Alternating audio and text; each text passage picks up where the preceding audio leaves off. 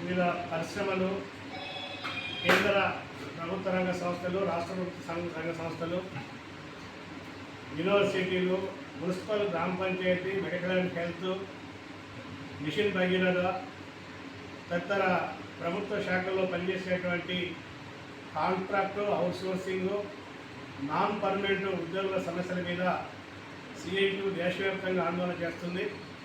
అందులో భాగంగా తెలంగాణ సిఐటి రాష్ట్ర కమిటీ ఆధ్వర్యంలో సెప్టెంబర్ మాసమంతా కూడా సర్వేలు, అధ్యయనం చేశాం.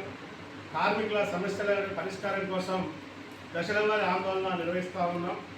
ఇప్పటికే డీసీఎల్లకు, ఏసీఎల్లకు, సంబంధిత అధికారులకు, మేనేజ్మెంట్కి సమస్యలు పరిష్కరించాలని చెప్పి వినతి పత్రాలు ఇచ్చాం. కాంట్రాక్ట్ కార్మికులందరినీ పర్మనెంట్ చేయాలని, పర్మనెంట్ చేసేలోపు 26,000 రూపాయలు కనీస వేతనం అమలు చేసి అది అందరికీ వర్తింపజేయాలని, దాంతోపాటు 4 లేబర్ కోడ్లని రద్దు చేయాలని, ఈఎస్ఐ, పిఎఫ్ లాంటి చట్టబద్ధమైనటువంటి సౌకర్యాలు కాంట్రాక్ట్ కార్మికులందరికీ కూడా వర్తింపజేయాలని, వలస కార్మికుల అంతర్రాష్ట్ర వలస కార్మికుల చట్టాన్ని అమలు చేయాలని చెప్పి డిమాండ్ చేస్తున్నాం.